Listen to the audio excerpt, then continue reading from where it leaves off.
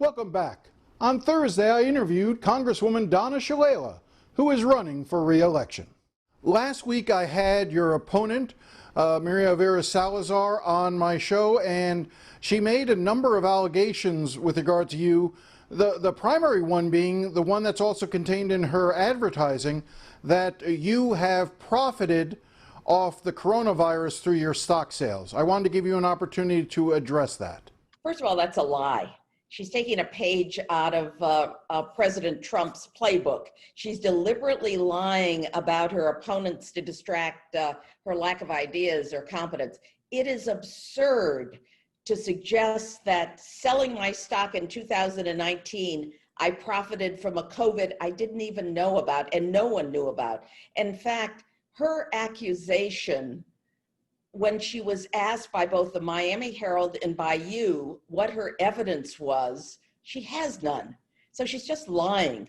Now, one thing that has come to light in the last couple of days is that previously you were fined and reported the fact that some of your stock transactions had not been reported in a timely manner to the office that needed to. You have to report any stock dealings within 45 days.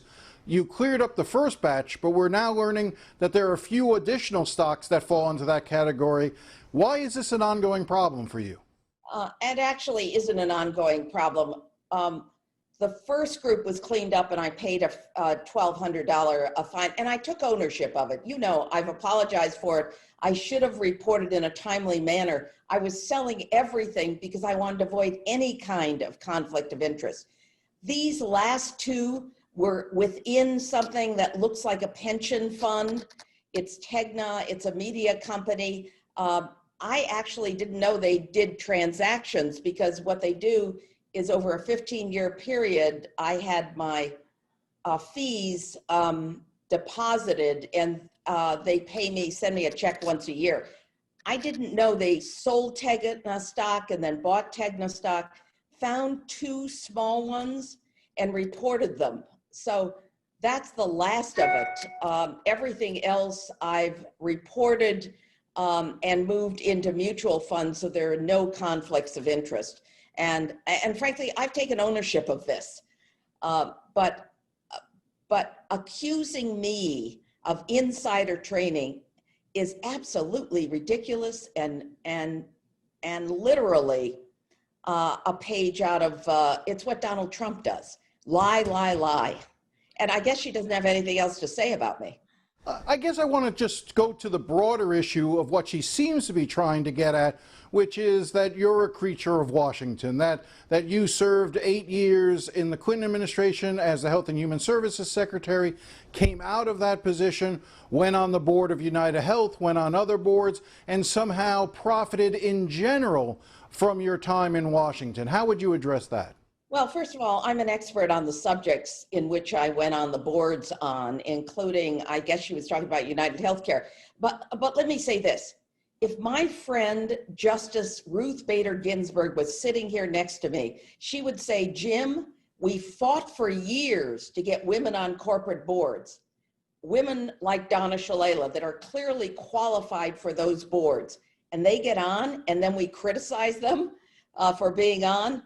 I am a beneficiary of the women's rights movement to give women their rightful place in leadership in this country. And by the way, one of the first things that I did when I got on the United Healthcare Board, and I wasn't there, I was only there for a few years, was to get a $10 million grant for the Jefferson Reeves Community Health Center in Overtown, $1 million a year for 10 years to strengthen their family planning, their family healthcare unit. And I'm very proud of that. So I've used these opportunities to actually help our community. I want to turn to some other issues that are more general at what's going on in Washington right now. But with regard to your opponent, I know that you're both going to be coming on my show to debate later this month. I look forward to that.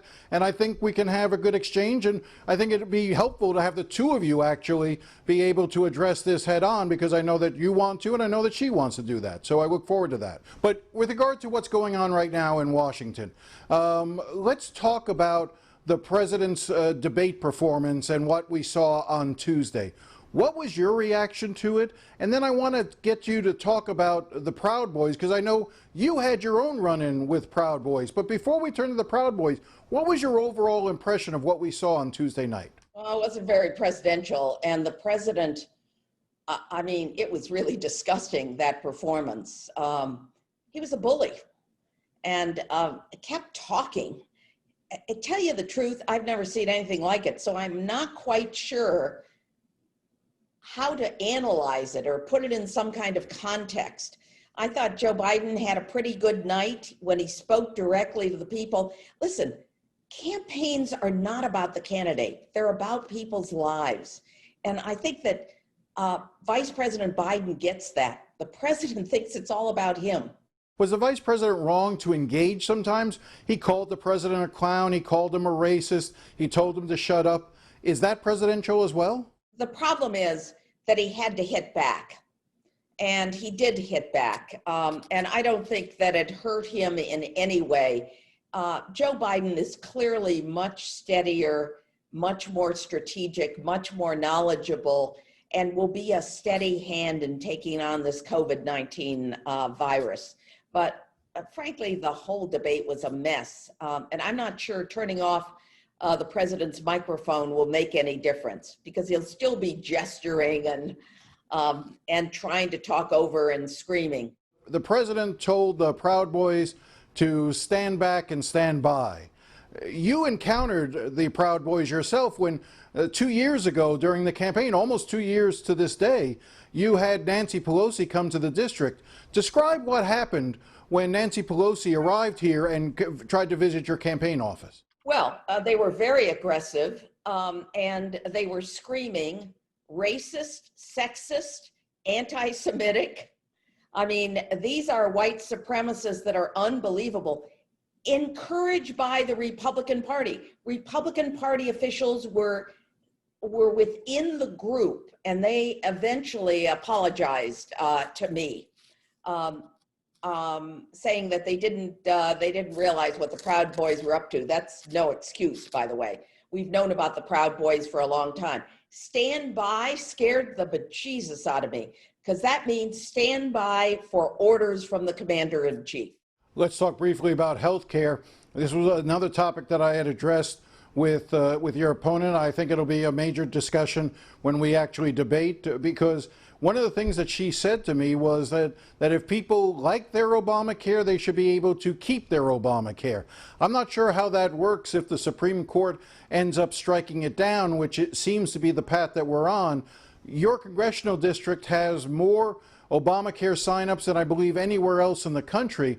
What does it mean if we end up losing the Affordable Care Act in South Florida here? It means that 100,000 people lose their health insurance. And everybody that has private health insurance that's covered by the Obama rule of covering pre-existing conditions, everyone that has their kids on their health care until they're 26, that's all gone. Everyone that got COVID now has a pre-existing condition, so that we have thousands of people in our state that have been added to the pre-existing conditions list. In Miami-Dade, it's got to be over 300,000 people that have pre-existing conditions, in addition to those that got COVID who survived. That my opponent said to you is that she thought there should be more competition in healthcare. She clearly doesn't understand the Affordable Care Act. The Affordable Care Act was a Republican idea to introduce competition between plans. The private companies that deliver the Affordable Care Act compete against each other for price and for quality.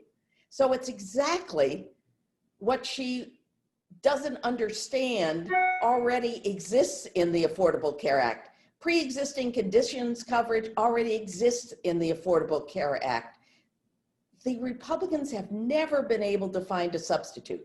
They keep talking about repeal and replace or even improve, and they have nothing really to produce in terms of improvements. So I don't think she understands the healthcare system.